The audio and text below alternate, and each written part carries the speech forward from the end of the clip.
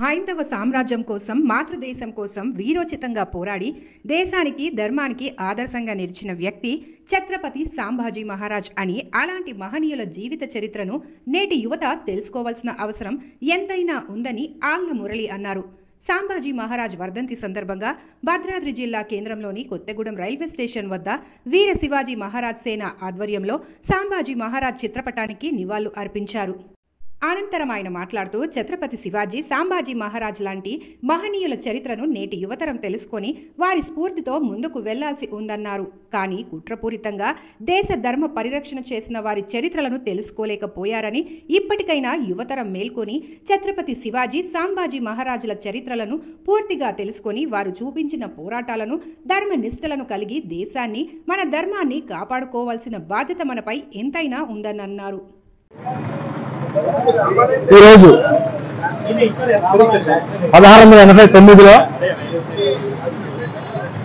భారతదేశ చరిత్రలో అత్యంత దుర్దినం.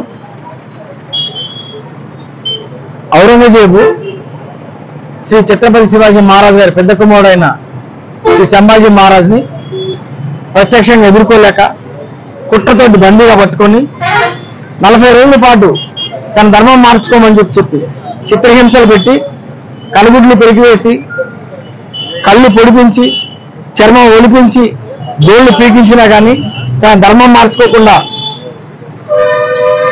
తన యొక్క బలిదానంతో ఆ రోజునటువంటి భేదాభిప్రాయాన్ని పక్కన పెట్టి మరాఠా సామ్రాజ్యం తర్వాత దక్షిణ భారతదేశంలో రాజులందరూ ఐక్యమై మొఘల్ సామ్రాజ్యం పతనానికి తాను బలిదానం అయ్యి తాను మరణించి భారతదేశాన్ని బతికించినటువంటి ఓ గొప్ప మహావీరుడు శ్రీ ఛత్రపతి సంభాజీ. అలాగే భారతదేశం ప్రపంచంలో ఉన్నటువంటి అన్ని భూభాగాల కన్నా వేదభూమి ఈ భారతదేశం. 2000 సంవత్సరాల పూర్వం నుంచి భారతదేశం మీద అనేక రకమైనటువంటి పరాయి దేశాలు అలెగ్జాండర్ మొదలు పెడితే 2000 సంవత్సరాలకు పూర్వం అలెగ్జాండర్ దాడి చేయగలరు మన మీద.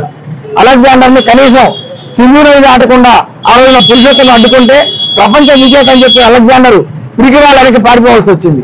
ఆ నుంచి మొదలు పెడితే మహమ్మదీలు కానీ లేకపోతే ఆఫ్ఘన్లు కానీ అనేక మంది 700 సంవత్సరాల నుంచి 1950 భారతదేశం చీలిపోయేంత వరకు కూడా మన మీద దాడులు జరుగుతూనే ఉన్నాయి, జరిగినాయి, జరుగుతున్నాయి, జరగబోతాయి. వీటన్నిటిని మనం తట్టుకొని వీటన్నిటి నుంచి మన దేశాన్ని మనం కాపాడుకోవాలంటే భారతీయుల్లో ఐకమత్యం అనేది అత్యంత అవసరమైన విషయం. మన భారతదేశం ప్రపంచంలో ఉన్నటువంటి అన్ని జాతి ప్రజలకి, అన్ని రిలీజన్స్ కి, అన్ని మతాలకి తన కడుపులో పెట్టుకొని దాచుకునేటువంటి దేశం భారతదేశం. ప్రపంచంలో ఏ దేశానికైనా సరే ఒక మతాన్ని బట్టి పేర్లు ఉంటాయి, కానీ భారతదేశంలో అన్ని మతాల వాళ్ళు ఎంత స్వేచ్ఛగా ఎంతో ఆనందంగా వాళ్ళ యొక్క మత విశ్వాసాలను గౌరవించుకుంటూ పరస్పరం జీవించేటువంటి జీవన విధానం వేల సంవత్సరాల నుంచి భారతదేశంలో మన పూర్వీకులు మనం నేర్పించారు.